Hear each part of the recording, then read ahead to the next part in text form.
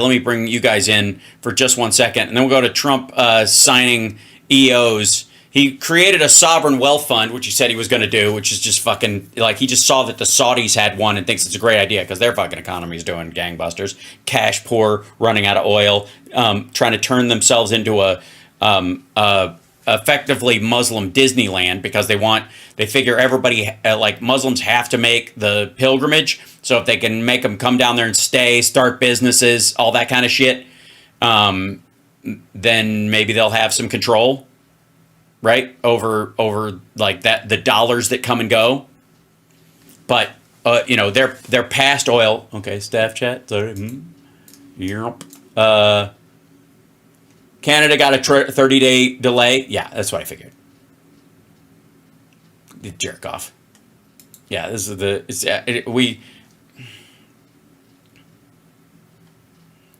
is it? Here they go. See more. Blink. Tariffs on Canada, Mexico, broad implicated potential integration, automakers, blah, blah, layoffs. Walmart and Best Buy have said in recent months that consumer prices would rise if business pass on cost increases. So Trump, Justin Trudeau announced on Monday the U.S. will suspend plans for 25% tariffs on Canadian goods. Trump later confirmed the deal. For now, a vast trade war is on hold. Yeah, because it was a fucking jerk off. This is stupid. This is of course they paused it. Like literally, he just did this on a whim because he's a fucking idiot. And he was like, I'll wag my finger and they'll know I'm serious. And then he's like, there's nothing they can do to stop this and blah, blah, blah. And the two leaders focused on Canada's $1.3 billion border plan. The initial announcement for the massive investment was made in December, so it's already been there. Nothing fucking changed. Trump has said the tariffs are needed to get Mexico and Canada to address the flow of fentanyl in the United States. And okay, most of it comes in in the pockets of citizens. In a statement, Trudeau said Canada would be implementing a $1.3 billion border plan that would involve reinforcing the border with new choppers, technology, personnel, enhanced coordination with our American partners, and increase resources to stop the flow of fentanyl. That happened in December. That had nothing to do with this. Trump is getting concessions that already existed. It's a jerk around. So the question remains, he knew this, they knew this. So what was the point? Well, the point was to make the stock market take a dip so your friends could buy it. Is it stupid or is it corruption? Or both? Is it just, chaos and corruption for the sake of it? Because I guarantee he made a phone call like, I'm going to do the things. They don't think I'm going to do it, but I'm going to do it. And they're like, oh, fuck, the stock market's going to take a giant shit, especially these industries. Anybody on the inside knows whether it's, what comes from Canada, what comes from Mexico, they're going to take an immediate dip. And so... what? Or the people who sell it, the secondary sellers, the retailers that rely on them are gonna, would take a dip and then it would rebound. So you just wait till he says it, watch the dip happen. If you're sitting on cash, you just buy the shit and then you just sit there on fucking Walmart stock and watch it pop back up again. And when it goes back to normal, you sell it. And you just made, a couple $100 million doing nothing. Because he let you know ahead of time, sit on your money for a minute. I'm gonna do this. This is going to be the scandal of the Trump presidency more than almost any other thing, unless he, of course, sets us up for another fucking pandemic. But I said this, like as soon as he announced this shit, everybody ran into his office going, "What the fuck is wrong with you?" Well, the stock market's not going to come up till tomorrow. Because they were waiting on the delay. There's also a dip because of primarily because of the 10% on China, which isn't going anywhere. Like that's going to continue, and it's going to grow. Just letting you know. So let's see. Let's go here. Here's Trump signing his shit in the whatever. This is. Let me be abundantly clear what we're watching here. Because I think this should, if somebody likes Trump, I can't understand them, but let me tell you, they can't not see this. There's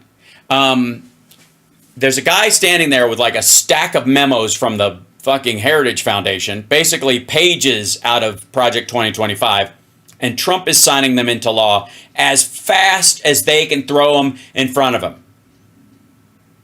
And if I was conspiratorial at all, I would say it was either because they know he's not going to last very long physically, or they'd make sure of it. And they get to ride the back of the martyr who might, lose track of what he's doing. Or before he does anything they don't want him to do. Right?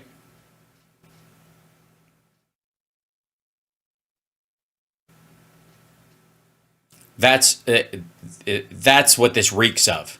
Oh yeah, he uses a giant Sharpie because he's a dipshit. Okay, so here we go. Thank you very much. We have some very exciting news today. We have numerous fronts are being covered. Before we do that, Will give me certain proclamations. We'll sign them. Proclamations, like he's a fucking king. And you'll hear a little bit about them. Will, please? Yes, sir. First, we have for your signature 5 official designations of special envoy. And after this, I get pudding, right? Pudding after this, right? You promised pudding. The first is Mr. Steve Witkoff, who's actually in the room to be your... Witkoff was with him at the golf course when the other dude was going to take a pot shot at him. He's a real estate dude. Middle East envoy. He's doing a great job pretending that he did the deal that Biden's team made. See, how do you spell asshat again? R-U-M-P.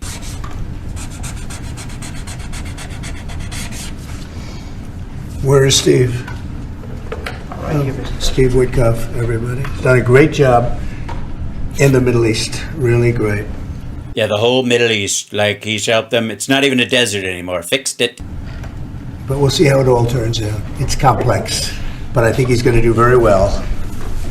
Next, we have Mauricio Claver-Carron to be your special envoy to Latin America, sir. Okay. Good man. I hear. Okay. Thank you, sir. Next, we have retired General Keith Kellogg to be your special envoy on Russia-Ukraine issues. Special envoy on Russia-Ukraine issues. We've made a lot of progress on Russia, Ukraine. We'll see what happens, but a lot of No, you haven't. progress has been made. No, you haven't. There's been no progress. None. So arguably, like some federal aid and the USAID stuff, the point was to cut some funding to Ukraine to bring them to the table to weaken them a little bit. It's not going to work because of the Europeans. We gave them plenty of stuff. They got plenty for the rest of the year. Russia's hit harder by this shit, and the EU will continue to fill them in. With other funding. Neither one of these assholes are having a meaningful conversation with him. Why would they? Even Putin's laughed it off, and he's in deep shit. We got to stop that ridiculous war. No, you're not.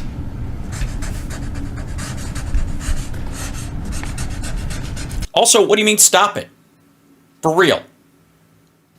I mean, you know how it could be stopped immediately. Russia could get the fuck out. 91 borders, beat it. Be over right that day. I mean, they'd obviously have a rather big bill for the damage they did, but the fighting and the killing would stop for fucking sure. Even if you stop it right now and you leave them the territory, unless you put peacekeepers in there so that Ukraine feels safe, that they can continue to, they have no reason to stop, partisan fighting inside the Donbass, for example, forever. Okay. Thank you, sir. Next, we have designation of Rick Grinnell, to be your envoy for special missions. Envoy for special missions. This is I guess he'll be in charge of graft. Like all that shit he accused Biden of doing, that's what Grinnell is supposed to do with the Clintons. It's like, think of it as Grinnell is the official version of what Rudy Giuliani was doing for Trump. I'll say the nice shit on the phone. You go tell him the real story in person when no one's around. I sent him to California to turn on the water. We turned it on. It was not easy because we had to go. It was a big faucet. Yeah. He needed it's like a can of peanut butter. You needed somebody else. Obviously, Newsom started it for him. Through a lot of environmentalists that are causing a lot of problems, and we have billions of gallons of water It was on 3 days ago. You probably saw. It should have gotten a lot of press, but it didn't get much. All we're doing is giving. It's because the water didn't go to Southern California. It went to Central California, and it's flooding like the basin. Like the farmers are like, "Hey, you got to give us warning. All of our fucking gear is getting flooded, dum-dum." Los Angeles and the entire state of Yeah, no, the water didn't go to Los Angeles, stupid, at all. California virtually unlimited water, which they could have done 5 years ago, which I told them they should do, but the environmentalists stopped them. And we opened it, and we did it regardless of the state. And now the state seems to be very happy. I spoke.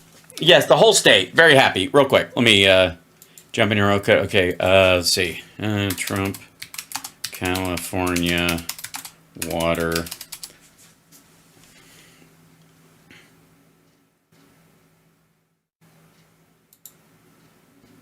Mm-hmm.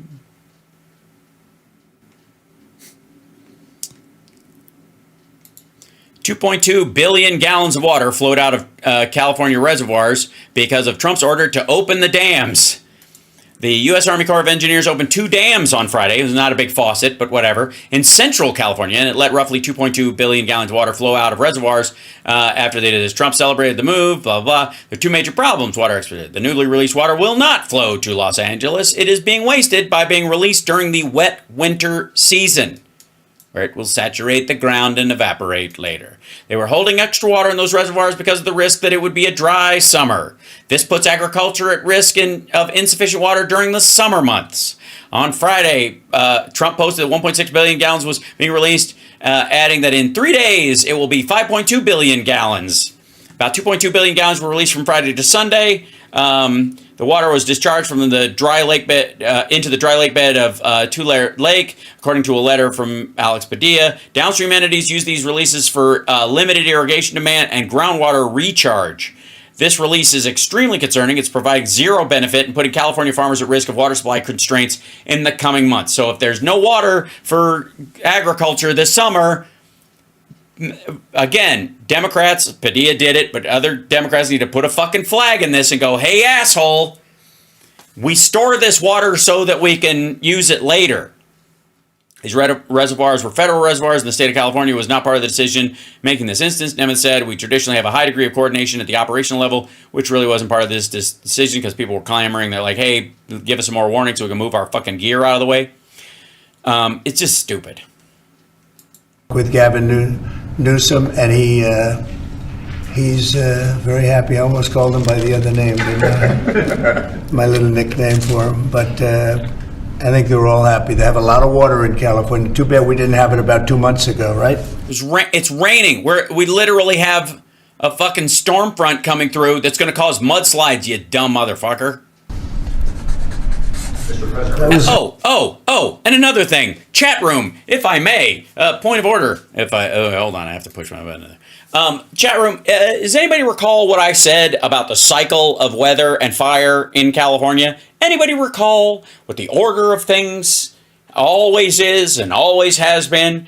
Dry season, fire, big rainstorm, mudslides. Like fucking clockwork.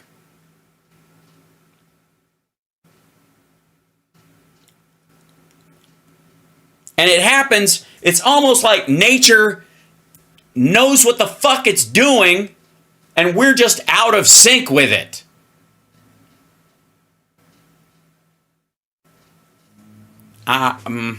Right? Did I? Anyways. It's not like I haven't lived there for fucking decades. Jesus. Hold on one second. By the way, that was a big move. We have, I don't know if you saw the pictures that were released of the water pouring down from the Pacific Northwest. Hey, asshole, if you blew a hole in the Hoover Dam, it'd be an extraordinary picture. It would just be stupid and dangerous and useless. In Canada and lots of other places, and it's a pretty amazing sight. Mr. President, Rick Grenell had a big Friday trip as well. He had a very big Friday trip. You're right. We'll talk about that. Yeah, Friday was great. Yeah, thanks for bringing that up. What Friday trip? The Friday trip, right. Yep, awesome. He's a good man, Rick. Lastly, sir, And Friday's a good day. And trips are good to have. we have a designation of Mark Burnett as your special envoy to the United Kingdom. You know, Oh, yeah, that's right. He made Mark Burnett special envoy to the United Kingdom, not ambassador, because, again, a lot of these are like, he's just throwing fucking money at people and giving them, like, sweetheart jobs. Mark Burnett, his old producer from The Apprentice, is now the envoy to the United Kingdom. Mark Burnett is. I figure he should be good. He certainly Why? Why should he be good? had done a great job. Friend of mine and very talented guy. We have Right, he did you favors, so you're doing him a favor. Fuck you. very talented people working for us. I'll hold that one up because Mark gets so much television. We'll hold it up, right? He'll be thrilled Yeah, right, the big one, to see it. He's going to do a good job. Thank you. Why? Based on what? Was he going to finally bring the UK and the United States together?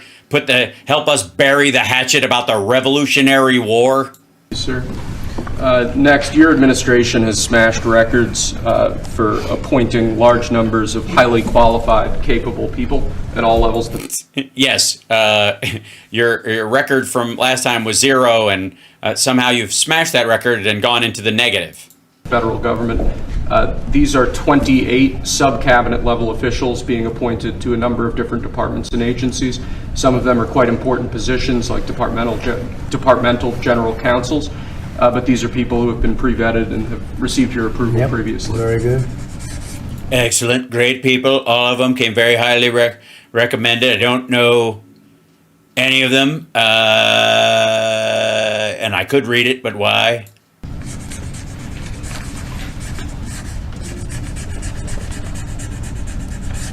How many letters are in Trump, you weirdo? Okay.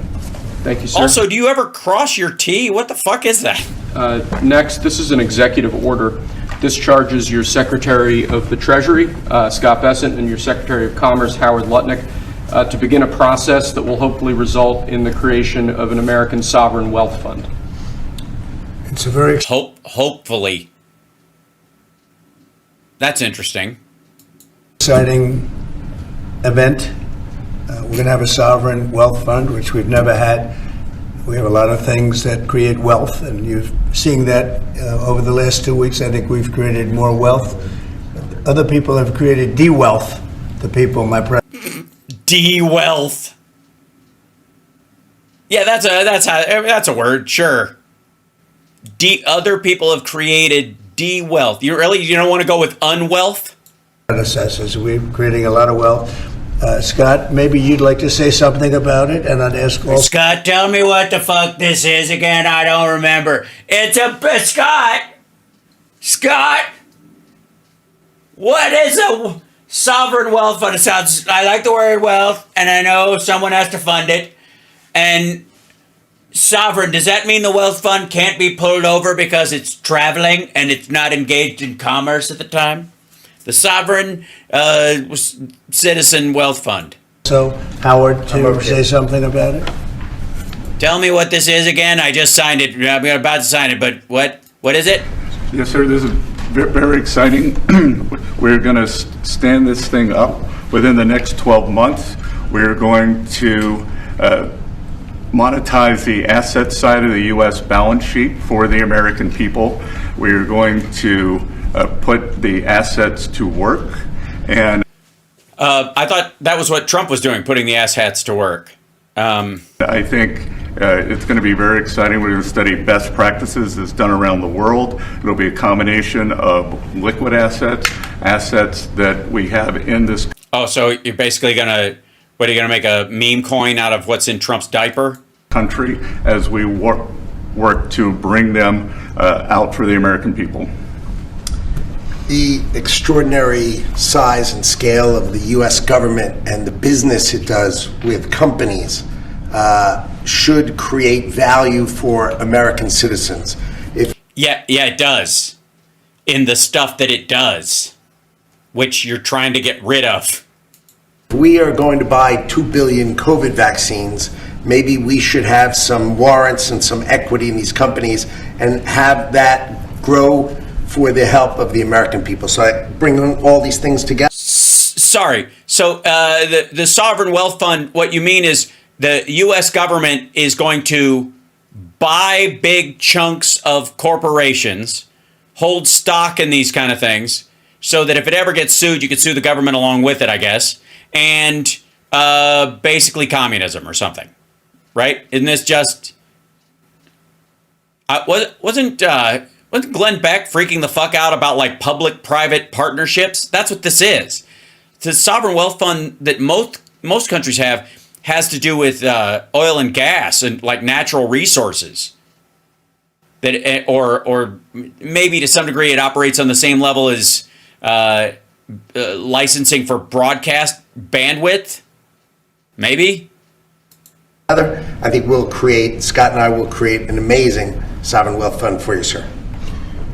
So other countries have sovereign wealth funds, and they're much smaller countries, and they're not the United States. We have tremendous potential in this country, tremendous. You're seeing that. To be bigger than the smaller countries? True. What's happened just in a short period of time. And as an example, TikTok, we're going to be doing something perhaps with TikTok. Fuck you. We're not going to own TikTok through the sovereign wealth fund, you fucking weirdo. They got to sell it in 90 days. The sovereign wealth fund won't even be a thing.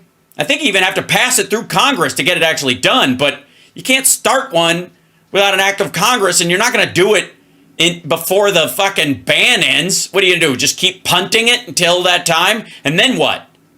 What is the U.S. buying for it? So let me get this straight. The average citizen is going to have stock in an algorithm that divides the public, and what the fuck? And perhaps not. If we make the right deal, we'll do it. Otherwise, we won't. But I have the right to do that, and we might put that. No, you don't.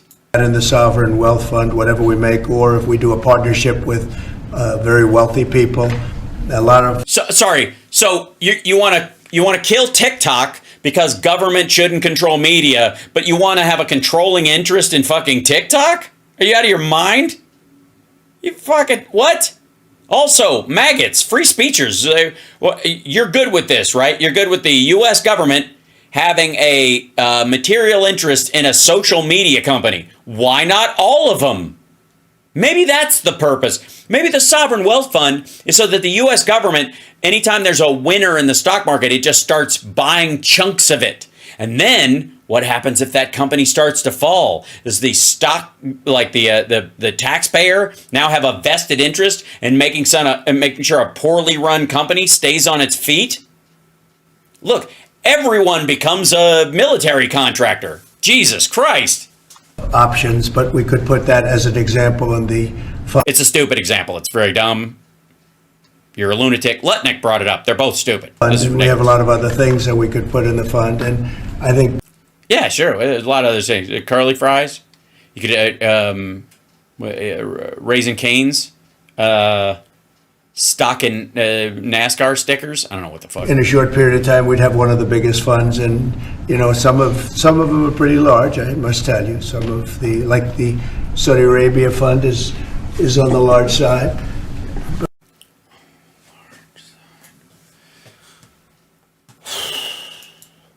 Okay, I brought up the idea that California should have a disaster fund, that it does, and it should refuse to give any funds to the federal disaster relief until it is big enough to handle anything the size of what just happened. Should it be about $100 billion, I think, in a rotating amount.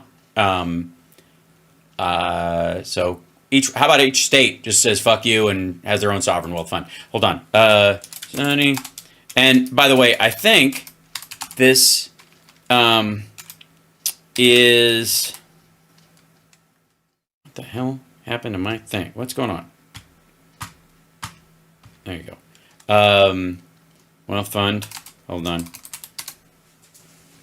Size. There we go. It's about $1 trillion. So $952 billion. U.S. 930.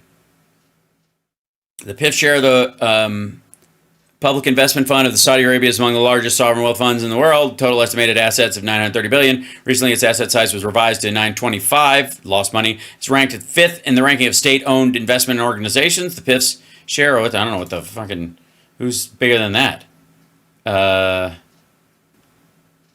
Biggest, let's see, how would a U.S. compare to other, okay, there we go. How would the U.S. sovereign wealth fund compare to other countries? Well, let's see. Do they have sovereign wealth funds are essentially state-owned investment funds? They put, yes, we know this. Get out of the way, stupid picture-y thing. Put federal dollars into income-generating assets. Most countries with such funds depend heavily on resource extraction. That's because again, they start these because they don't have anything else, or they do a lot of oil and gas or minerals. There you go, or steel, or maybe coal. Didn't share any details because they don't know.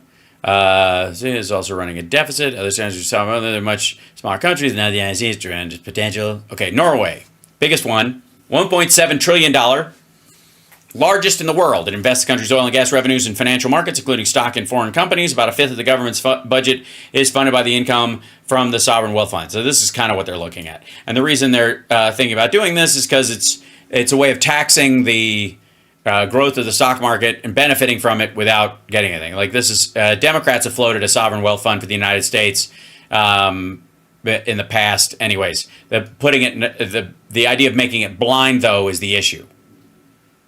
Again, this is why you have presidents, disassociate themselves with their business interests. China 1.3. Bullshit.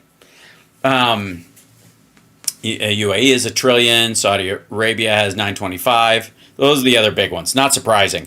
All of them about the sovereign wealth fund invests in the urbanization of Africa, the Belt and Road. Okay, this is just a slush fund they set up. Not quite the same thing. Norway's is based on its in oil and gas. Yeah. So again, this is one of his ways of trying to get the tax cut through. Okay. But eventually we'll catch it. But we're going to create a lot of wealth for the fund.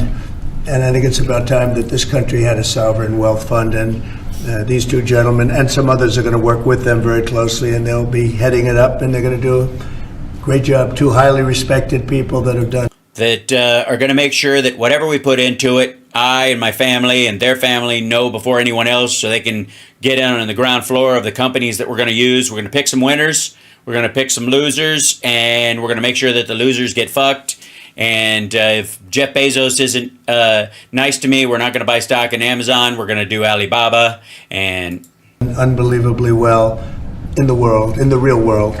So that's a big deal, huh?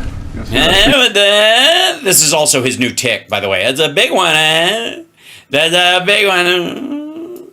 I think it's going to create value and be of great strategic importance. I think it's going to create value and be of great strategic importance. Cool story, bro. Again, Democrats floated something similar to this, which is like an infrastructure bank. The idea that you would have an investment-based bank that the government could put money into, that the interest on it would always pay for upkeep on the on infrastructure. Sovereign wealth funds, another way of going about that. It's like the Republican versus the Democrat version of doing it, but essentially the same thing. Other Democrats over the years have floated the idea of a sovereign wealth fund, especially in times when the stock market looked great. Nobody brings it up in 2008 and 2009, obviously, but right before it, they're like, you know what? Mr. President, why is it important for Elon Musk to have access to the payment systems at Treasury? Well, he's got access only to letting people go that he thinks are no good if we agree with him, and it's only if we agree with him. He's a very talented guy from the standpoint of management and costs, and we put him in charge of seeing what he can do with certain groups and certain numbers. Some of the numbers are horrible, what he's found. 100, think of it, 100. Oh, this is the Hamas condoms thing again? $1 million on condoms to Hamas. Okay, yeah. No, we didn't spend $100 million on condoms to Hamas. We had a Middle East program to prevent the spread of AIDS. And whatever, it's been 30 fucking years. Condoms to Hamas, and many other things that are frankly even more ridiculous. And they're Well, then just make them up. finding tremendous waste, really Like? waste more than Like? anything else, I think you could say. Probably I could. fraud and abuse could be added to it, the more standard waste, fraud and abuse. But they're finding tremendous amounts of really bad things, bad spending. You've been writing about some of it, frankly, and some of the things that they've been doing is just terrible. Elon can't do and won't Leon. do anything without our approval, and we'll give him the approval where appropriate. Where not appropriate, we won't. But Great. What's your standard for appropriate, dum-dum? What do you mean? You're an inappropriate human being. That doesn't help. I think it's appropriate that he be able to steal everyone's social security number and put it on a thumb drive and drop it off in Russia. Don't you? Like, what do you mean? The fuck? he reports in, and it's something that he feels very strongly about, and I'm impressed because he's running obviously a big company. It has nothing to do if there's a conflict that we won't let him get near it. But he does have a good natural instinct. He's got a team of very talented people. We're trying to shrink government, and he can probably shrink You won't let him near it. It's the fucking Treasury. it as well as anybody else, if not better.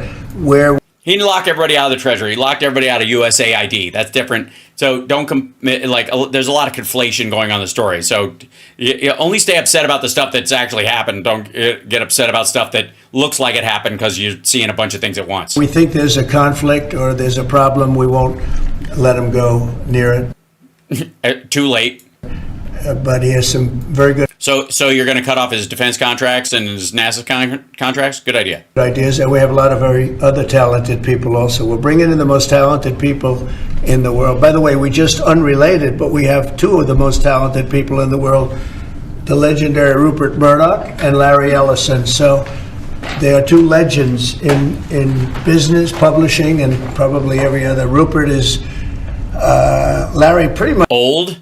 in a class by himself, right? I mean, although you may have a couple of bucks more, I don't know, but Rupert is in a class by himself. He's an amazing Sorry, so you're just bragging about the billionaire sitting in your office? I would like all the maggots to just enjoy this. Man of the people. guy, and Larry is Weird. He's very weird. He's a weird guy. He's weird. Larry's one of the most serious players anywhere in the world. So it's an honor to have you. This has nothing to do with you people, but they're here, and I thought it would be appropriate. I'm sure you didn't recognize them. They're all going crazy. They say, "What are they doing here?" Thank you, sir. Right. What are they doing there? Maybe say so.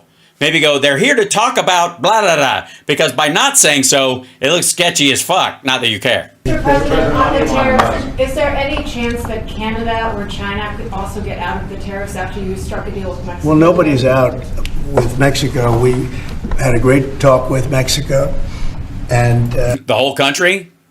You just don't want to say Claudia Scheinbaum because she's a woman or...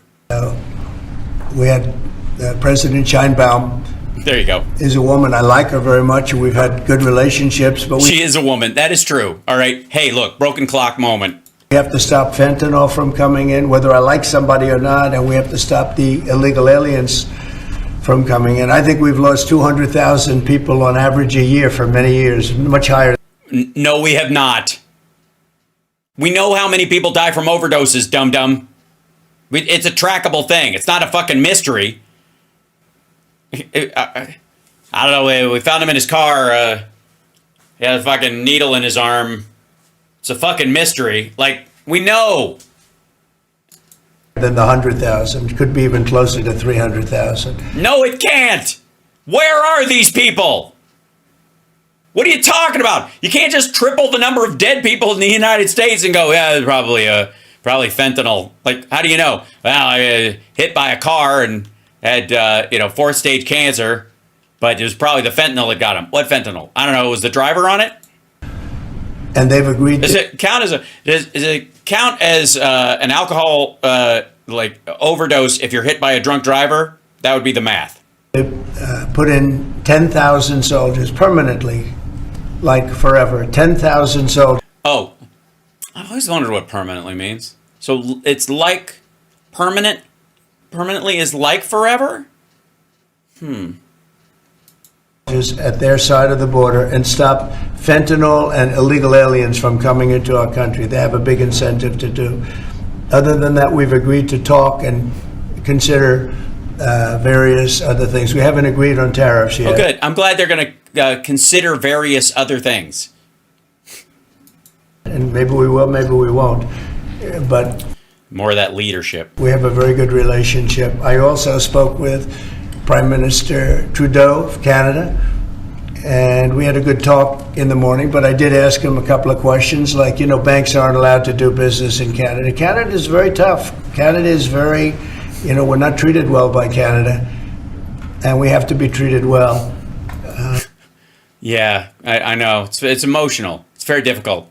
Canada's always been, it's so dangerous right there. I mean, they've got their nukes aimed at us. And Banks are not, as an example, allowed. Did you know that American banks are not allowed to do business in Canada? Can you believe that? And yeah, it's a small country. that's one of many things, and we talked about it, and I think we'll win They also have different banking rules, just like the UK. most of the Sorry, is there a Wells Fargo branch in London I'm not aware of? subjects. But for some reason, a lot of things have been very unfair with Canada. I know By the way, there's a Canadian bank that does business in the United States, and a bunch of those app-based banks, some of them are that you keep seeing pop up, some of them are based or were started in Canada, whether they built an American subsidiary legally or whatever. They started that way. So that's what this grind has been about. Besant probably, this is a fucking wild hair up Besant's ass. that in the first term, you deal with people, and after a while, you begin to realize, like you learn that Larry Ellison's very tough to do business with, okay?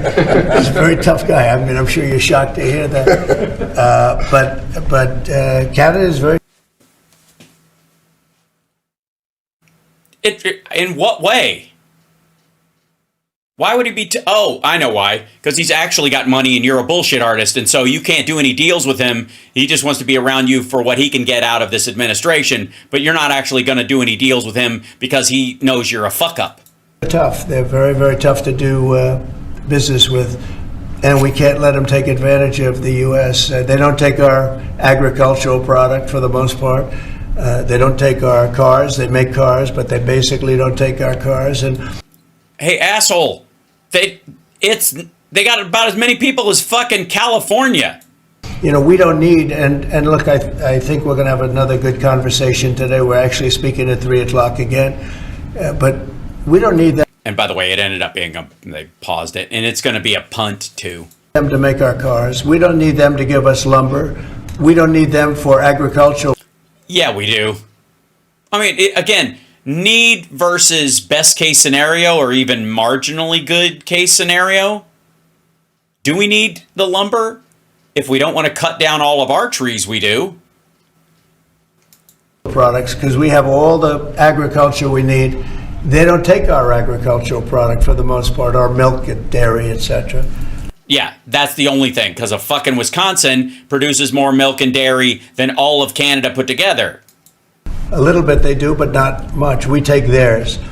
Right, because we're bigger than they are, and we use more of it than they do. And as far as cars are concerned, they took in a big percentage, almost 19% of the market. And, I wouldn't mind making our cars in the United States, so we have a problem there. I'd like to make our cars in the U.S. We don't need Canada to make our cars. With that being said, we're going to have another call at 3 o'clock. We had a call this morning. Also, our cars, what the fuck are you talking about? These are American companies. But there's a real easy fix to both the immigration issue and the outsourcing issue. Make it a law. Make it against the law to hire illegals, and if you get busted, they don't get in trouble, you do. Right? Be a pretty fucking fix, pretty easy fix for that, right? And the same thing with cars. If you want to, if you either have to subsidize the cost of the cars once they're made in the United States to make the price go down to where people can actually buy them, because the price will go up if they're made here. because of our labor laws, our union rules, our available workers. Or you can pay the companies a subsidy to develop them and make them. I guess that's what this sovereign wealth fund thing will have to do. Because the cars, if they're built here, they just won't be affordable for anybody in the United States. Period. Carrot or stick, motherfucker. Pretty good call, I'd say.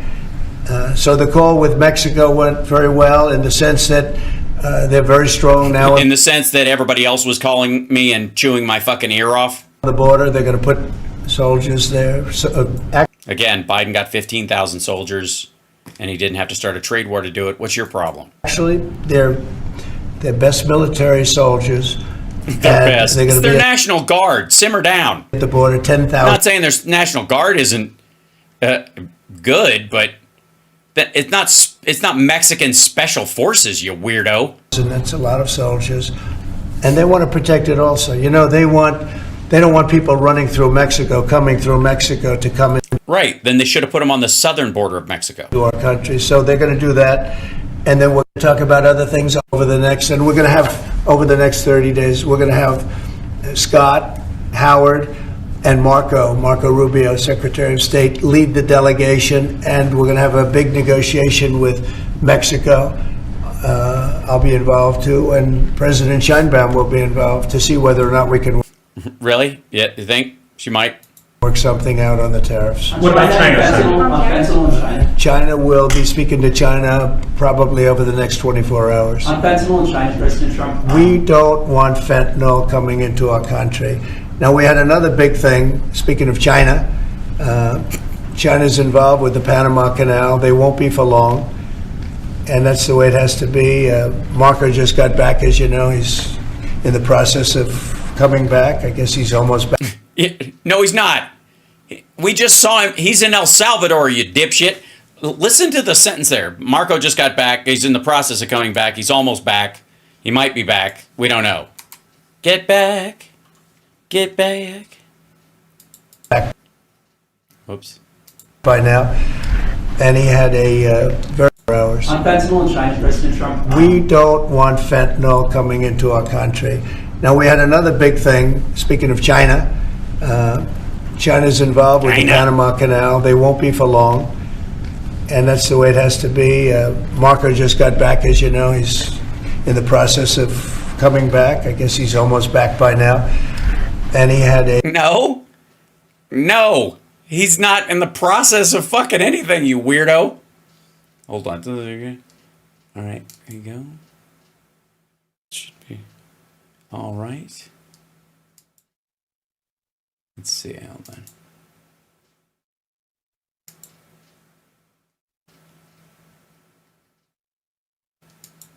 Okay.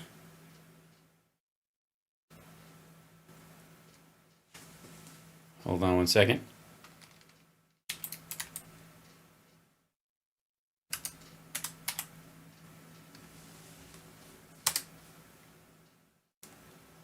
Okay, done. Excellent. My keyboard stopped working for a second, so I had to re-enter it. Okay. A very long conversation with the leader of Panama, the respected man. Oh, yeah, the respected man. You guys have met him, right? The leader of Panama. Yeah, the respected man. Hello. I'm the leader of Panama. I'm the respected man. And some others. The others, they're not as respected as I am. I'm the respected man. They're not. The entire leadership group. They are all leaders, but they are not respected. And we're trying to work a deal with the Panama Canal. The Panama Canal was given foolishly years ago to, it shouldn't have been happened, years ago to Panama. Really? What a weird place. They didn't decide. Did the Virgin Islands not get a call, or Jimmy Carter and the group. The group. You mean the entire federal government? We lost 38,000 people building the I think we can find them. Panama Canal. Like the one of the great wonders of the world. It's the biggest job we've ever built, the biggest project we've ever built in this country, dollar-wise and every other way. No. We've had, the interstate highway system is a much bigger project. No. It just stands out because you cut through the smallest point in the joining of two continents. It seems like a big deal, but simmer. 38,000 people died, Americans, all men, just about. Right, because women don't get malaria. Laborers and construction people, they went to Panama. The mosquito And I think those are different things. got them. Between mosquito and snakes. Fucking which one was it? Which was worst? Probably snakes. Snakes and mosquitoes. What if you get a mosquito bite and you're bent over on your ankle and you bend over to scratch it and you get bit? It sucks. Both at the same time. Mosquito snakes are the worst. 38,000 people. Because you can only hear the females. It was the most expensive project ever built by the United States. The biggest, most expensive. Yeah, but it also gave us so much more because of it. Like, it has paid for itself a myriad of times, you silly person. Expensive project we ever built 110 years ago. They multiply by masturbation. You hear it going on. Oh, a queen. If you bring it up to now, it would have been the equivalent of $2 trillion. The most expensive we ever built, and we gave it away for $1, okay? We gave it away essentially for nothing. And we either want it back or we're going to get something very strong. Something very strong. Like, we're going to set up like a Trump Tower at either end of it, I think. You'll settle for that, We're right? going to take it back. And China will be dealt with. China will be dealt with. I'm sure that will translate into Chinese very well. And we didn't give that to China. We gave it to Panama. We shouldn't have given it to Panama. But Panama, as you know, has violated the agreement, totally violated the agreement. And this is the argument they're going to be making. By the way, I'd just like to stop for a second. So in Trump's idiotic misunderstanding about how this shit works, the interpretation of the treaty involving the Panama Canal that the United States signed under Jimmy Carter had incredible flexibility about who could interpret whether someone has broken the deal or not. And it was so flexible that he can just say, they broke the deal, and that's enough. And then we could say, null and void, let's start from scratch, and we're responsible for the secondary funding on it, so it'll back in the day, China didn't have enough money to keep it running. Now, not that they do right now, but they do have enough to fake it for a while. So that's in the process right now. But they did have a very good meeting with the head of Panama. The very respected man. With the who? Hold on. But they did have a very good meeting with the head of Panama. The head of Panama. The guy, right? The fucking Panama guy. What's his name? Panama Jack. That's what it was. I had one of those shirts when I was in high school. Yeah, these it's a pretty sweet fucking hat. Panama Jack sunscreen. Panama. There you go. I had one of these shirts when I was in high school. This guy right here. Look at that. The sunglasses. That's the hat. That's the premium Panama Jack hat. That's the one. That's how they know that you're ready to do some Chinese business. I don't know, whatever the fuck. In addition to tariffs on China, could you say your current thinking about whether China should be forced to pay reparations both for fentanyl deaths and the million COVID No, I haven't talked about that, but they do have tariffs. He has. He hasn't talked about it with them, but he's brought it up a bunch. He brought it up all during the campaign. This is him wussing out. Honestly, nobody. The amount of money that was lost, and most importantly, the lives lost because of COVID will. Well, don't sell yourself short. Your mismanagement had a lot to do with it. Is not something that anybody could ever even imagine. It's probably $60 trillion, and all the countries in the world don't have $60 trillion. Yeah, they do. The amount of death and the amount of You can't take away something unless it existed in the first place or had the potential to exist in the first place. So if China eliminated $60 trillion of wealth in the world, and by killing 30 million people and slowing down the government for the countries for a year, then obviously that money existed in the world flowing around. This is just stupid. Destruction and the amount of money lost is probably $60 trillion. I had it figured by people about By people with calculators, very respected calculators. 3 months ago. It just said figure. Angel paste miracle cream. That sounds like a euphemism I would have used in high school to convince a girl to do something very untoward. Nobody knows what the real number is, but it's almost an infinite number. Well, no, I mean, it would have to be kind of finite for it to even be a number, I would argue. And we can start on whether zero is an actual number or not, or the absolute lack of numbers. But infinite means post-numeric. Doesn't. Why am I even arguing this? Look who I'm talking to, Mr. SATs. The damage done, no, but I have not discussed that. What I have discussed is we'll have some good meetings with China. We have meetings planned. Great. So you've discussed having some meetings, and you're going to have a meeting about that and stuff. At least you don't talk like a politician. And we'll see what happens. But yeah, definitive leadership, hard-nosed. that was just an opening salvo. If we can't make a deal with China, then the tariffs will be very, very substantial. Okay.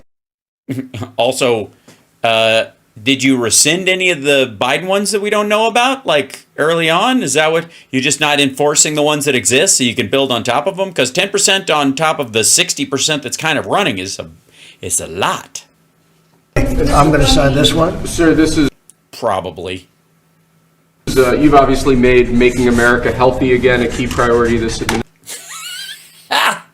Yes, one of the greatest things I think he's doing to make America healthy again is not inviting any of us to eat at the White House during one of his fucking gaggles where he serves fast food. A key component of that is obviously heart health. Chemically written bread. This is a ceremonial proclamation declaring the month of Oh, a ceremonial proclamation. Finally, we get to the we move from the illegal stuff to the questionable value stuff to the just blather. I feel like we've gotten through it, kids. He's just down to signing the shit that is just like, I said a thing. February to be National Heart Month. February is National Heart Month. It is Black History Month. Also, you might want to sign it before February starts, I guess, or... We're doing very, Look at this, everybody. I'm gonna do-do. very well with nominations. We'll see, but it looks like we're doing very well with nominations.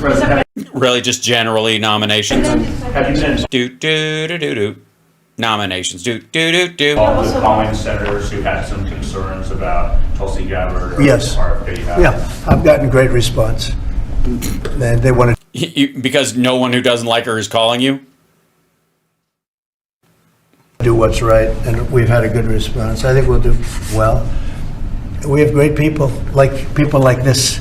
We have great people coming in. I think I'd like to say the best ever recruited for government. I think we have the finest people ever recruited for government. If your goal is to destroy that government from the inside, Will we take an act no argument. of Congress? And you know what? You're starting to see that because we've done more in 2 weeks than Biden's done in 5 years, 6 years. Hey, asshat. Infrastructure Act. Nothing comes close. Chips and Science Act. Nothing comes close. Rescue package. Nothing comes close. So, look at his face. Bunch of fucking EOs and like dicking around at agencies and just fucking with people. They could be here between him and Obama. You add it up, okay? We've done more in 2 weeks than they've done in 12 years. Will it take an act of Congress? ACA and the Infrastructure Act. Go fuck yourself. Like, both of those are real laws on the books doing real good for real people. No, you haven't. And again, what do you mean just by volume? So you're going to put a bunch of, like, declaring February Heart Month up against the Infrastructure Act, the first infrastructure bill signed in almost a quarter decade, more than a quarter decade. Do away with USAID, or do you believe you have? I don't know. I don't think so. No, not when it comes to fraud. If there's fraud, these people are lunatics. And if it comes to fraud, you wouldn't have an act of Congress, and I'm not sure that you would anyway. But we just want to do the right thing. It's something that should have been done a long time ago. It went crazy during the Biden administration. They went totally crazy what they were doing, and the money they were giving to people that shouldn't be getting it, and to Like who? agencies and others that shouldn't be getting it. It was a Just agencies? So agencies upon agencies? This is like agency on agency crime. shame. So they're tremendous fraud, but we'll be doing Like? Tremendous fraud. I mean, look, if it's tremendous fraud, it should be easy to just kind of like drop one right there. Just fraud. Not just shit you disagree with, not priorities you don't share, but fraud. Now, why does Trump want to throw the word fraud around? Maybe to water down what the actual term means? I can't imagine why.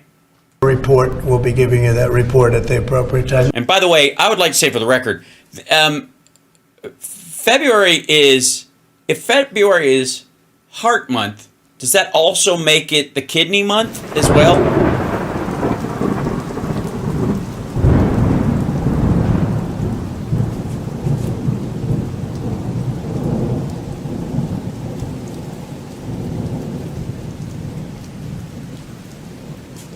The kidney has a very special place in the heart. Ah, yes, in the Heart Month, right? Yes, yes. Thank you. Somebody brought up the PACT Act as well.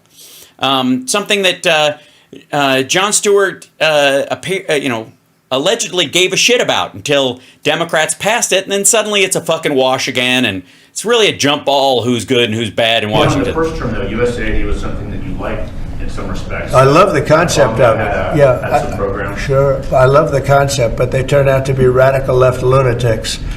And the concept of it is good, but it's all about the people. Mr. President, you said you also want to impose tariffs on the EU.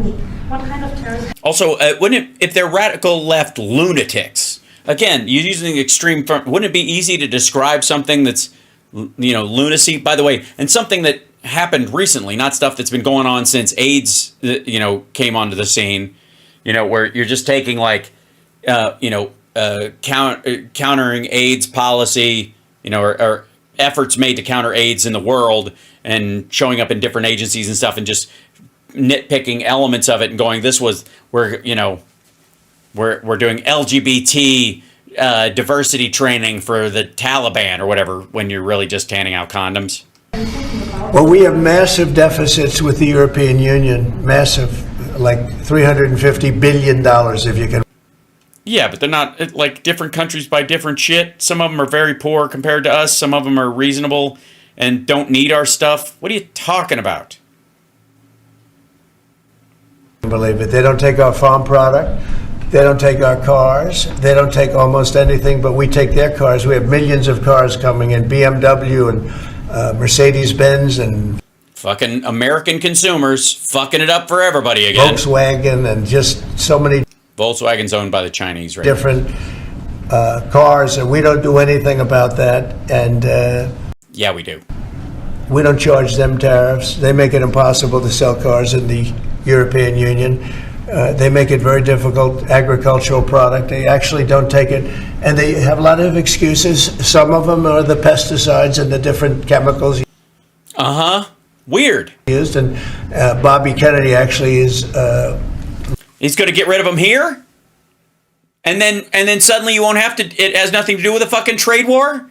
And we can have the same kind of foodstuffs here that they have in Europe all of a sudden? So basically you're going to make America like Europe in this area? Something that Democrats have been talking about for a long time? Have at it, motherfucker. Good for you. Look at me. I hope you're successful, dipshit. I hope you and Bobby Kennedy, I hope that you fail at the vaccine shit that you're trying to fuck with everybody. But if you get, man, if his whole focus is getting rid of pesticides and all that kind of shit, which is already in process because they're going to switch to lasers as an AI as a form of pesticide going forward. Everybody knows it, and that they're going to pat themselves on the back for just being here when the clock ticks by. But whatever. Knock yourself the fuck out. Look into that very, very seriously, because maybe it's not necessary to use all of that. You know, we want to be the healthiest country, and we're not. We spend more money on food than anybody else in terms of its creation, but we're not the healthiest. In terms of its creation. What do you mean? In processing it? That's not even close to true. Country. So maybe there is something to the fact that we shouldn't be using so much chemical, and maybe that'll stop. But so much chemical. I think nothing shapes up, our show, and it kind of brings us to a close more than Donald Trump's sort of understanding of chemical additives in food by talking about how much we use too much chemical. Singular. Whatever that chemical is, we've got to get rid of it. Once we get rid of that one chemical, fuck. Yes, that's running parallel to him on RSBN. Bobby Kennedy is the one, because he is not a believer in all of the things we have done, and neither are the Europeans. So, okay, see what I mean about like some of the things where like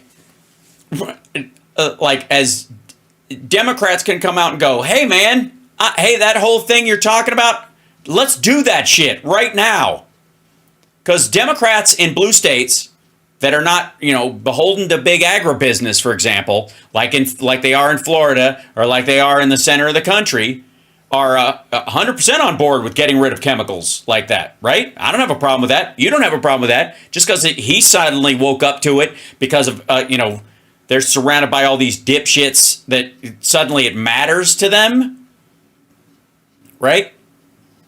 Okay. That doesn't, if he's finally woken up to the idea that chemical additives in our food are a bad thing, and Republicans are finally waking up to that shit now, I'm not against it. Knock yourself the fuck out, dummy, and then explain to maggots everywhere how you're just finally getting around to doing what Democrats have talked about forever, which is why do we have all these chemical additives in our food when Europe doesn't have them? This is a Democratic talking point.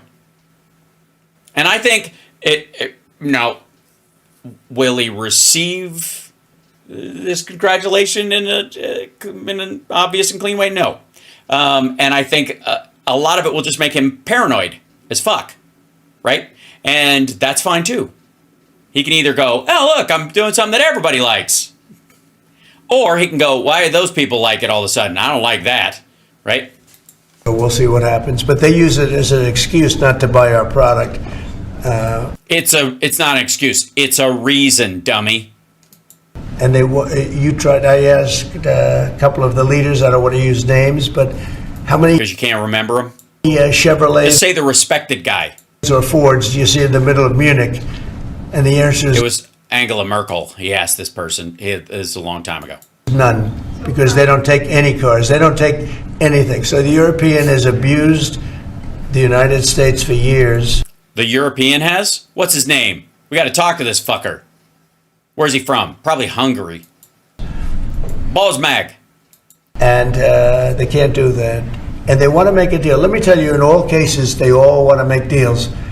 There's nobody that doesn't want to make deals. They've been abusers, and they want to make deals. So we'll see about that. But So the abuser wants to make a deal all of a sudden, and you trust this person? we'll have, I think, some very fair. All we want is a fair deal. And there's a word, reciprocal. I'd go There is. right now, reciprocal tariffs on everybody, because many of the countries that you feel so horrible about the way they're being treated by Trump, you're saying, oh, President Trump is so terrible to them. Well, they charge us tariffs. European Union has a VAT tax, which is through the roof, okay? It's a similar thing, similar No, it isn't. to a tariff. It's a VAT, and they have it. Yeah, they keep it in a big, it's like a big barrel. What the fuck? And it's numbers like you wouldn't believe. And Canada. Yeah, I would. Hold on one second. Thanks, guys. I told you about the banks, and I told you they charge us. And people don't say that. They don't like to say it. Just like they don't like to say that I opened up the water for California. It's a great thing. You mean you used up the water during the rainy season so that we won't have any if it's dry this summer, and you fucked the farmers who voted for you? I don't want to hear shit from them in the summer. I don't.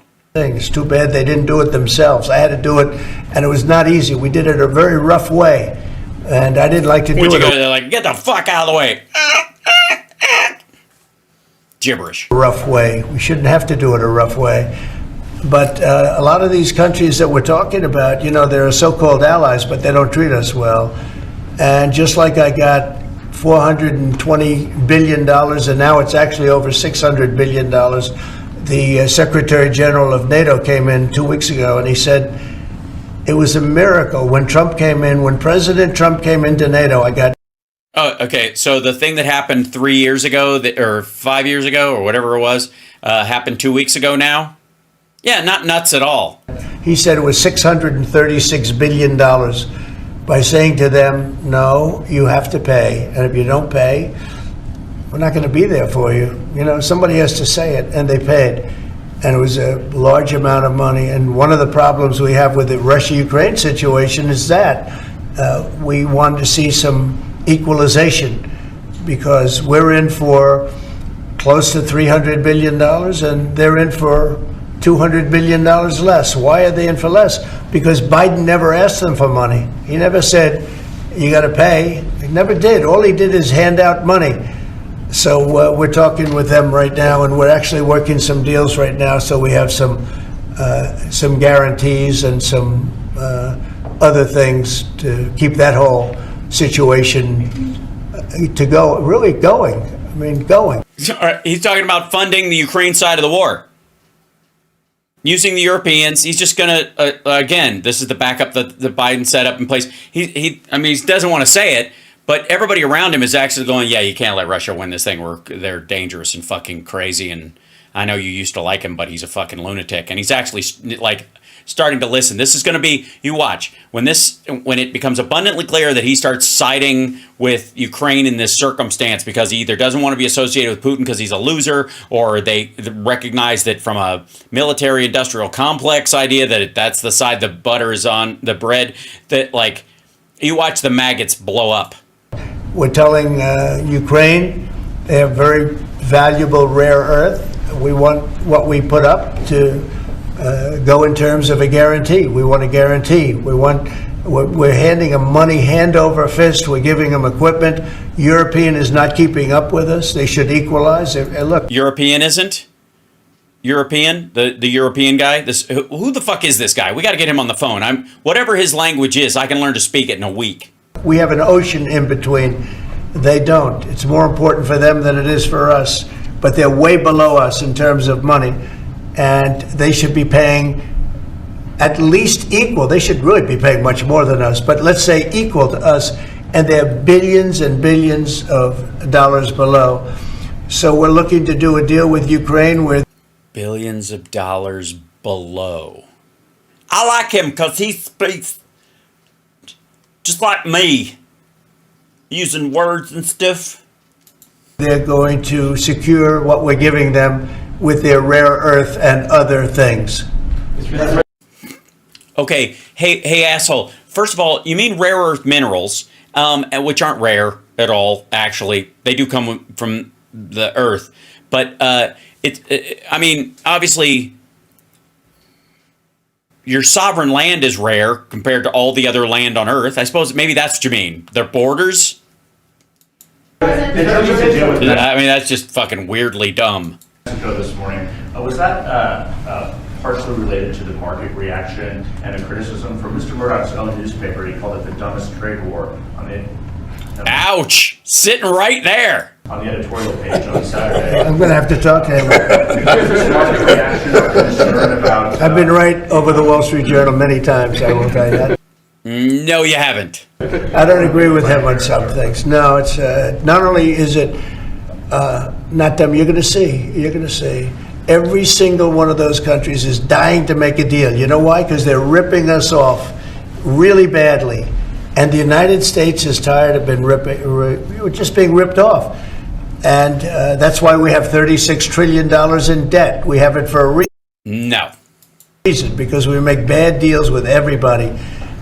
And we don't allow that anymore. So the Wall Street Journal is wrong. He's responsible for a third of the debt. So he's trying to undo that shit because nobody in the Republican Party wants to extend his tax cuts unless he can bring the budget down and bring like the debt down. And so if he spends the next fucking 3 years, it's like they promised him, like, if you can try everything you can to bring the budget deficit down. We don't give a fuck who it hurts. As long as you bring that down, then we'll give you the tax cut you want.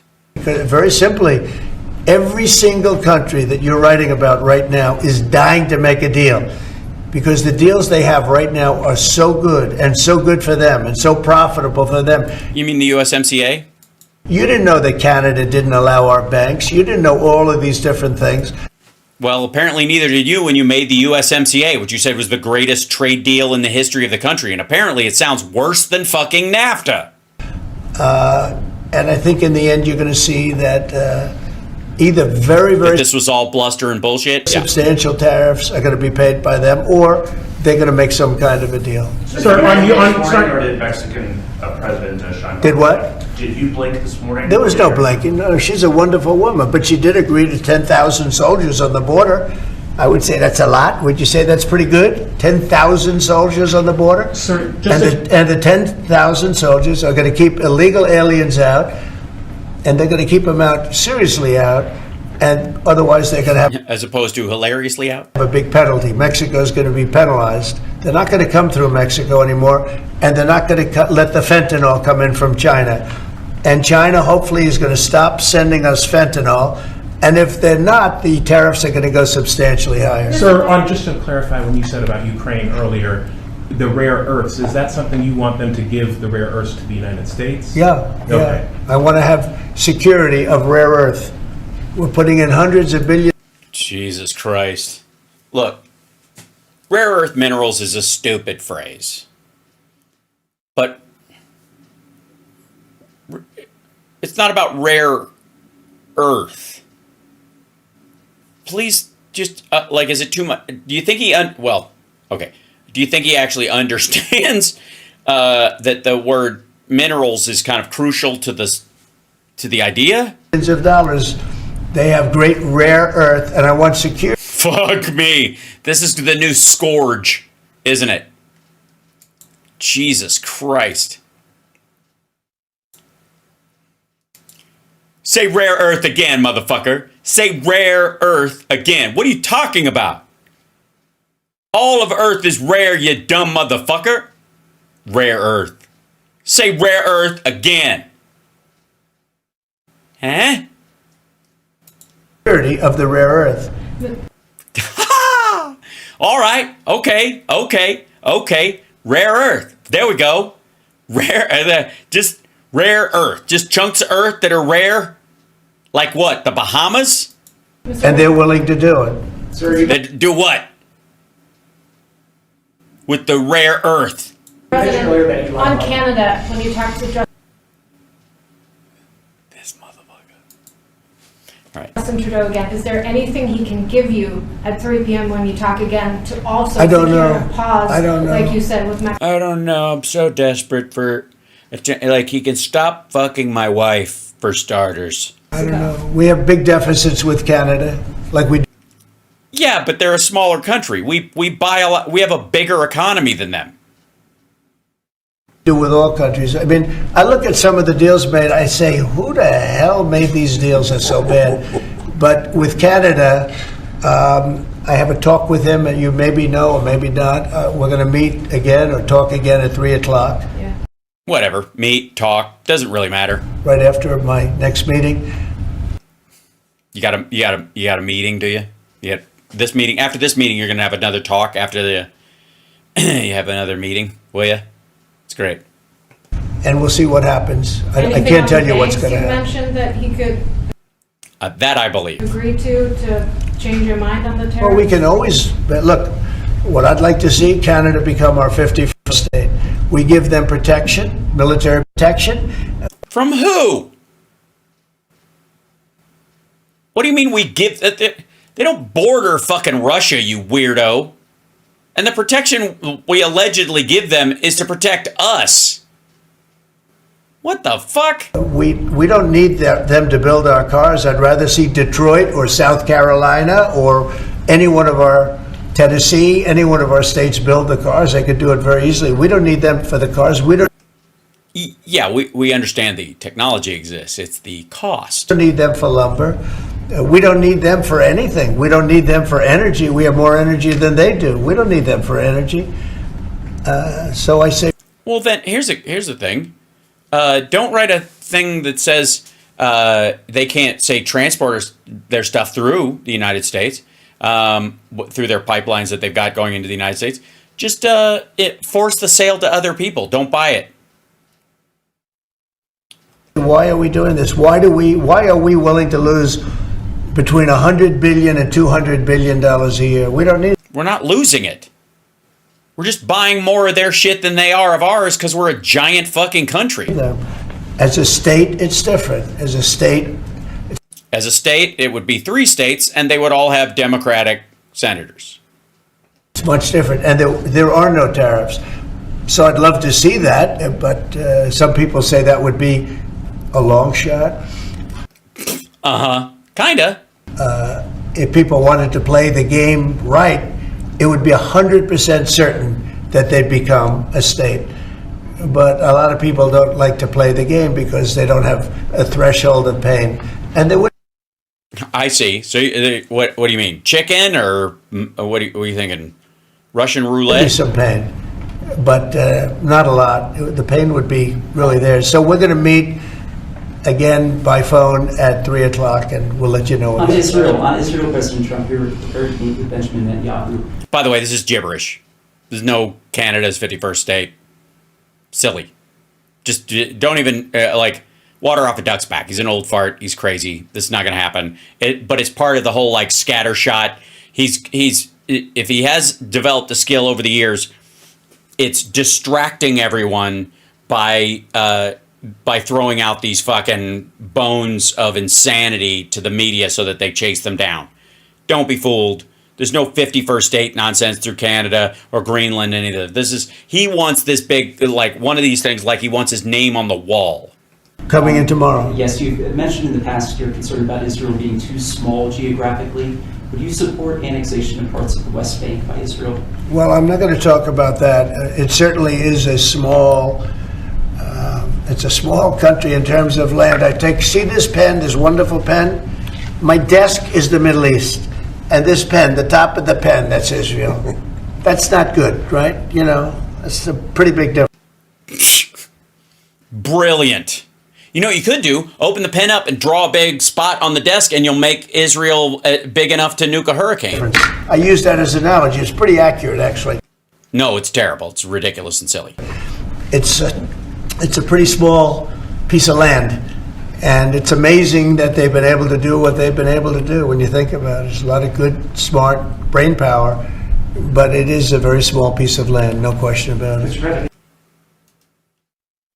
What the fuck does that have to do with whether or not the West Bank exists after this? By the way, that's what they're talking about. He wants to get rid of them. You said earlier that Elon Musk is doing everything with your say-so. So is there everything that he has done thus far, going to all the agencies, shutting off access, getting access to federal payments, that all has you're okay with all of that? For the most part, yeah. If if there was something that didn't have my okay, I'd let you know about it really fast. And you said no, you would not. There are some areas where you wouldn't let him work because he has conflicts of interest. If there was no, I haven't seen that, and he would know not to do it. So we haven't really had that yet. But if there was a conflict, we would let him work in that area. Earlier you said with regard to Panama that they were going to make a deal where the U.S. was going to take it. How long do they have to make that sort of deal, and are you still leaving on the table? We're going to meet with Panama on Friday at about 3:30 in the afternoon by phone. And so apparently 3:30 in the afternoon is when he has phone calls, and so nappy by and signing things until then. Maybe there'll be some representatives at here or there. But we're going to be talking to Panama on Friday, essentially. Essentially. and they've agreed to certain In the 24 hours that most people regard as Friday. things, but I'm not happy with it. On the Middle East, Mr. President, if I may, do you still have doubts that the ceasefire will hold? On what? On the Middle East, do you think the ceasefire will hold? I have no assurances that it'll hold. I mean, I've seen people brutalized. Nobody's ever seen anything like it. No, I have no guarantees that. Okay, so when we talked earlier about teeing up my the hair on the back of my neck.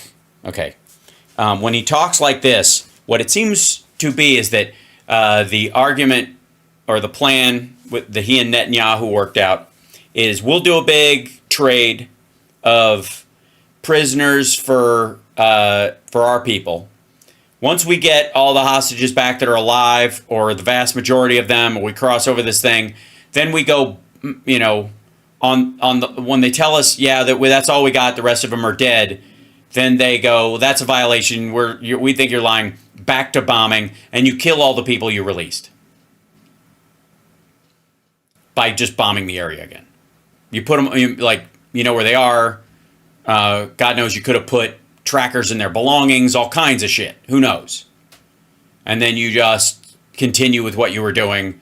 And who cares if they were released? They're never going to leave where you sent them to. Right? That would be my concern. And this language makes me think that that's part and parcel to the direction they're headed. The peace is going to hold. Steve, you might want to say something about that. Steve Woodcock? It's holding so far. So, and we're certainly hopeful, and that's the president's direction. Get the hostages out and save lives and come to hopefully a peaceful settlement of it all. So far it's holding. Mr. President, A peaceful settlement of it all. I mean, I don't want to, like, over-dissect, but topic, questionnaires have been going out to FBI agents across the country who were involved potentially in the investigation. Do you believe anyone involved at any level should be fired, sir?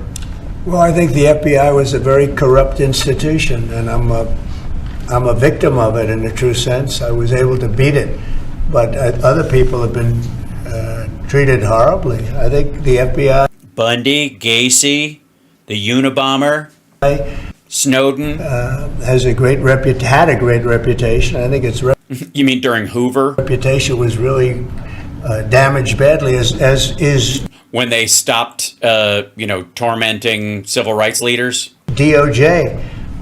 Look at what they've done in terms of weaponization. Look at what they've done to a political opponent. Probably got me elected by what they did. Or I think I was doing well anyway, but they might have got me elected. But you know what? We have to have pristine, beautiful, perfect law enforcement. And that's how I look at it. What we want to do, and Cash is the one to do it. He's the one guy that is going to do it. Why? There should be, in a country of 340 million people, there shouldn't be one person for all these jobs ever. Not the presidency, not any fucking Senate seat. There's so many people in this fucking country. There's no, like, one person ever, especially not a lemon like Kash Patel. We have to bring the reputation of the FBI. We have to bring the fact of the FBI back to what it could be. The fact of what the FBI could be. Not even to what it was, even better than it ever was. Because who would have thought that the FBI could have been corrupted like they were corrupted? Who would have thought? Like how? Thought that would have happened? Who would have thought? You haven't proved that it has. They would have been used to go after, political opponents, essentially, but me being the number one, and so many other things beyond that. And they've been hurt very badly, and we'll see what happens. But Cash is the one to do it, and I hear he's doing very well. Cash will straighten it out. We have great confidence that we can make the FBI great again. Okay, one or two more, and we'll be done. Fibiaga? Gabbard's nomination is... Say it? Tulsi Gabbard. Yeah, I think Tulsi's going to be doing okay. I'm not sure. I can't guarantee anything, but she's liked by so many people, especially people in the military and law enforcement. She has a little bit of trouble with some senators over her thoughts on Edward Snowden. I know Snowden, you've mentioned in the past you're thinking about pardoning him. Are you still, and what do you think about that? No, I don't talk about it right now. I just people feel very differently. Some people think he should be pardoned, and some people think it would be a terrible. Weird. It's almost like as president, you should have an opinion about this. I'm fucking with you. Leadership is it's a joke. Thing to do, but I don't get involved in that. Yeah, you do, dummy. Yes, you do. You would have to be the person who fucking does it. I don't get involved in that. What a wuss. Discussing with Mr. Murdoch and Mr. Ellison. Just respect. I have great respect for Rupert Murdoch. I disagree with him a lot of times with the Wall Street Journal, but that's all right. We've disagreed before, and I'm sure they didn't have any idea what they were talking about, because already you see what's happening. Look at Colombia. Look at what happened with that. Everybody said that with Colombia it was going to be a disaster. In 1 hour, everything was settled. Yeah, because you stopped using military planes and used civilian planes, and they were like, okay, fine. We just didn't want military planes flying over our territory without permission and landing at our airports. That was the gripe. You know why? Tariffs. No, not at all. Tariffs. Without tariffs, they wouldn't have been the same way. They would not have treated me the way they treated me, which was extremely nicely. And I don't want to use countries, I don't want to use names, but because you don't remember them? Tariffs are very powerful, both economically and in getting everything else you want. Tariffs for us, nobody can compete with us because we're the pot of gold. But if we don't keep winning. By the way, that's why he thinks he can start these tariff wars, because Biden drove the stock market up so high that it could lose 5,000 points at this point and still be a correction territory. So they know they have this room to play with they could drive up unemployment, and it would give if he fucks employment in this country for a little while and makes people lose their jobs, that's one of the things that will get the Fed to lower interest rates. Do you understand that there's a greater thing at play? Whether it's him figuring out, I don't think so. But Besant absolutely knows this. One of the reasons why you put 25% tariffs and threaten, make everybody shift their production, especially from Canada, shift their production to the United States, is that it takes a long time, and these factories aren't going to hire as many people that lose their job in the secondary industries. The same thing with the steel issue. It's more, there are like 9 subsidiary jobs for every 1 steel job in the country, right? So the issue that he has in this situation is that he's got room to move in the stock market, room to move in the economy, and he needs unemployment to go up so the Fed will lower interest rates, which benefits real estate, which is his industry. And keep doing well, we won't be the pot of gold, and then tariffs won't be so good for us. But when you're the pot of gold, the tariffs are very good. They're very powerful, and they're going to make our country very rich again. Thank you very much, everybody. Thank you, guys. Thank you, guys. I don't know. Thank you, guys. How is the market doing? Thank you, guys. Thank you, guys. Thank you, guys. Let's go. I did? I don't know. I don't think about it. I don't think about the market. How's the market doing? Not good.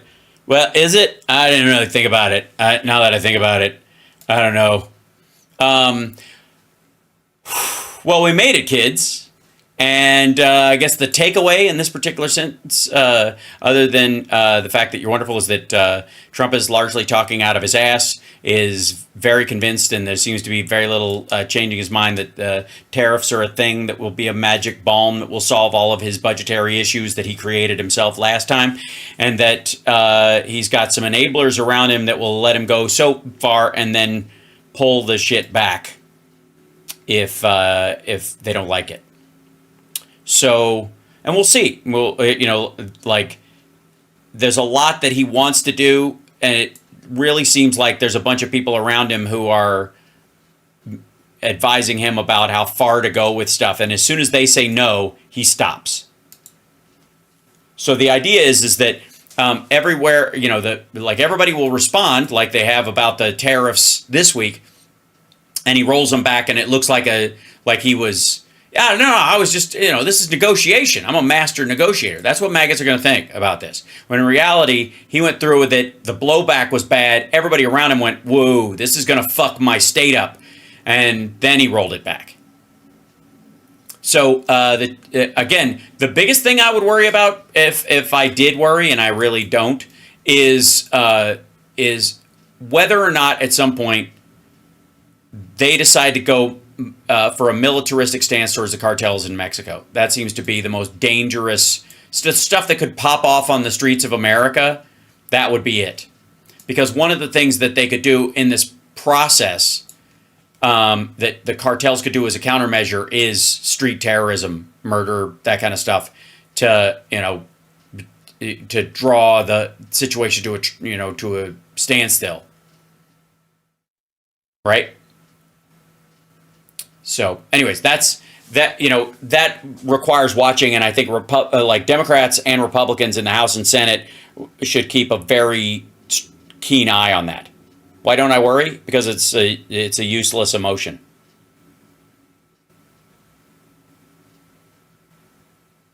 Yeah, I don't participate in worry.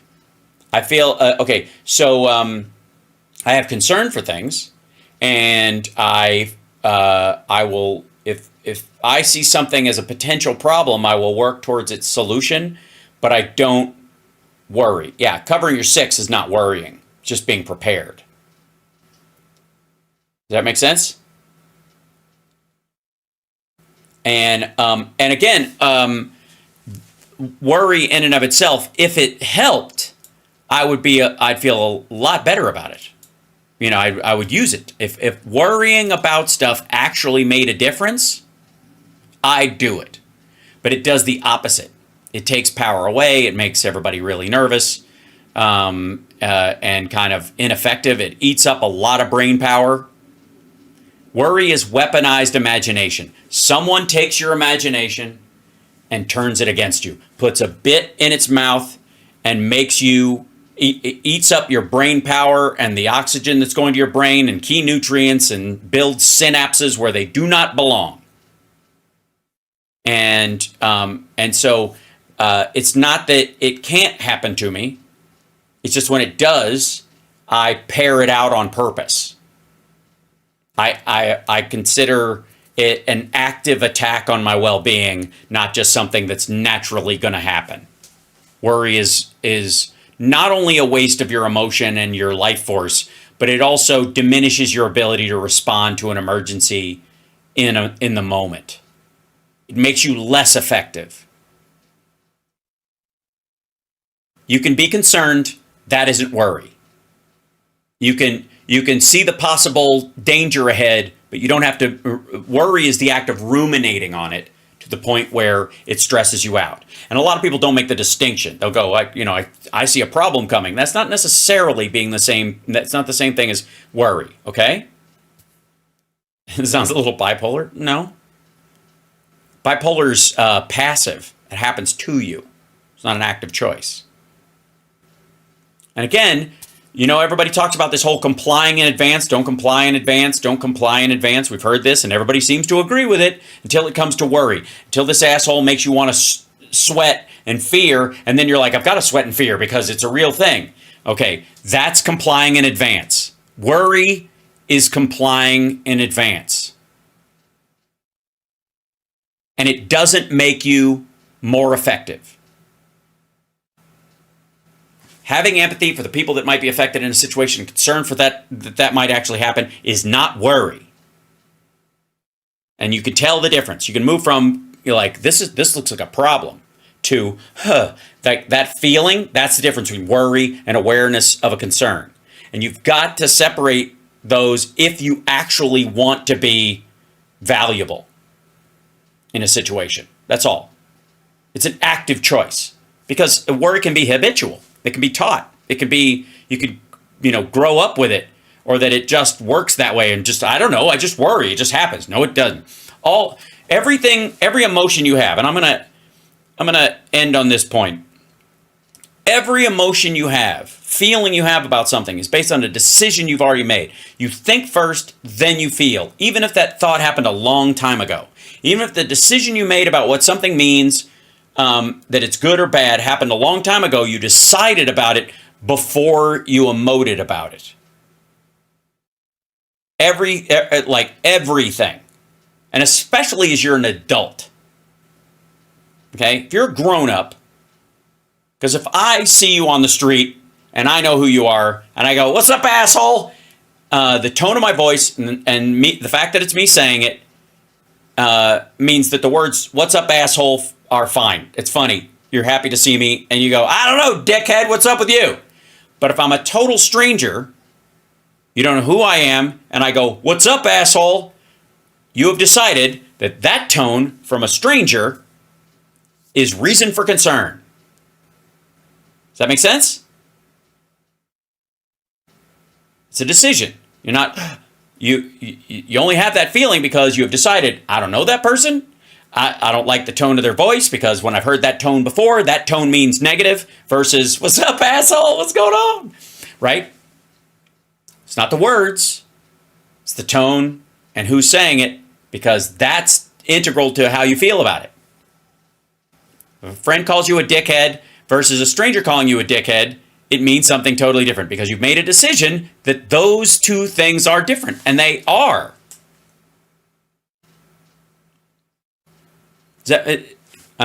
Yeah, you are triggered specifically because you have decided this thing is a trigger.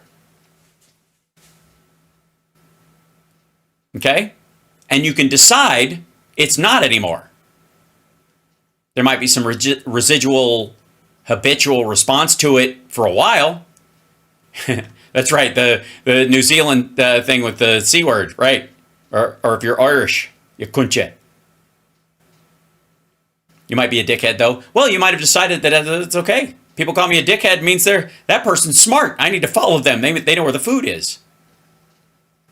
But I'm telling you, what narcissists and evil, manipulative, media-related people will try to do is lasso control of your fucking emotions and make you do what they want you to do, even if it's paralysis and panic. Because they can't have you calm and aware and have all of your faculties. That's when you're dangerous. That's very important to yeah, aren't you a narcissist? Yeah, but I'm a good guy. I'm one of the good narcissists, Rob. Yeah? They want you in fear. They want you panicked. They want you overwhelmed, exhausted. You're not exhausted.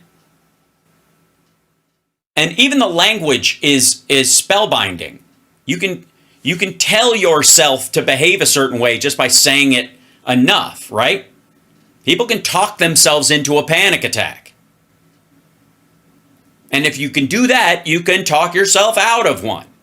And you can certainly avoid letting other people talk you into one by changing the meaning of what they're saying to what you want it to mean. They have no control over that. You do.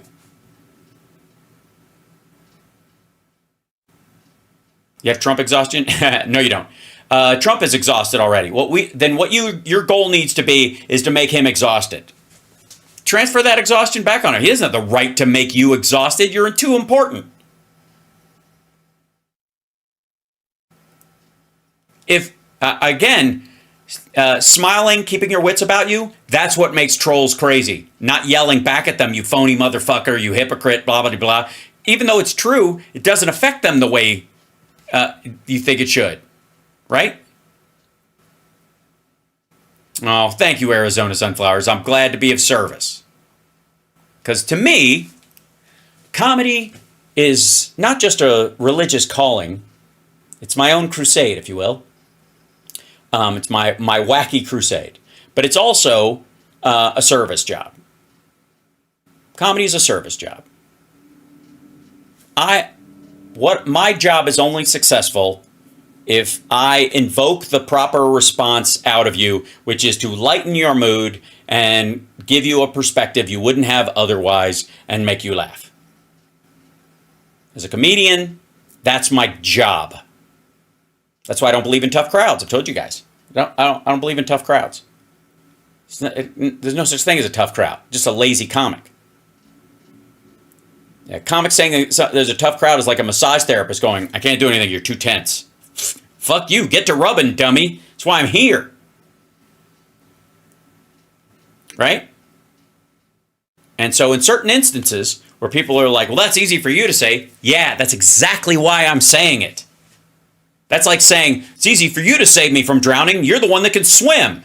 Right? Think about that for a second.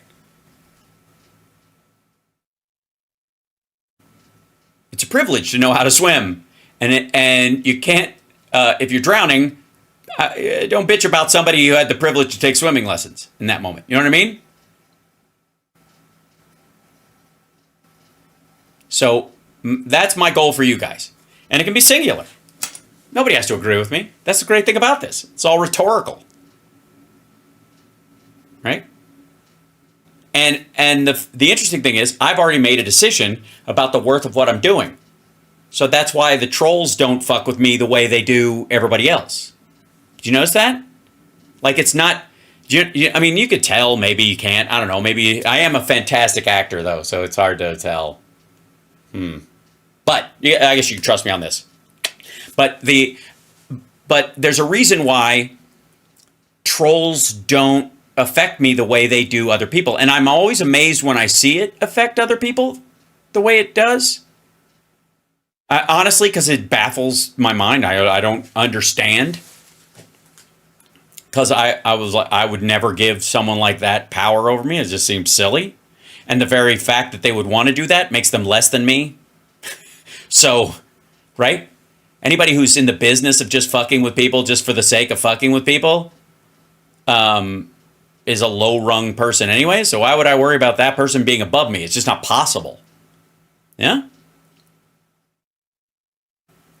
So I think it's important to just recognize whether you want it to be true or not. You decide what upsets you. You decide what makes you happy. There are people who pay good money to have people kick them in the balls because they have decided that's what sexy is. I don't get it. I'm not here to yuck anybody's yum. But if they can do that, you can shrug off a fucking troll. You know what I mean? If they can make up the mind of this strange lady whacking me in the, like, tying a fucking rubber band around my testicles and hitting them with a riding crop is awesome. It's the equivalent of a good smooch. If they can decide that about that, then you can decide that a troll fucking with you is actually a sign you're doing something right and totally good. Right? If you're bugging those people, right?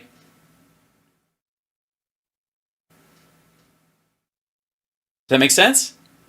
So it's just my little thought on the topic. And you guys, here's what the only thing I ask is that you ruminate on it yourself a little bit, right? That you just go through, hold on one second, I'm going to open this thing up.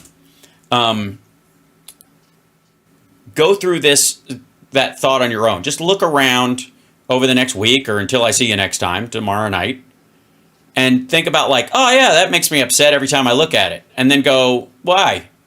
Why would that do it? What's the opposite feeling that could give me? What's hilarious about that thing that upsets me? What's bizarre? Why shouldn't that make other people more angry than it makes me angry? That kind of stuff. And if you click at the thing that's triggering you, you'll notice that the trigger doesn't work as well anymore.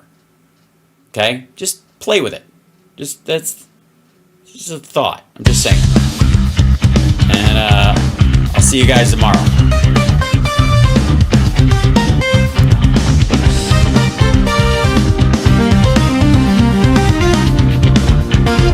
Thank you guys so much. Really appreciate it tonight. And glad Salty got a bonus. That's very sweet. I'll give it to him myself.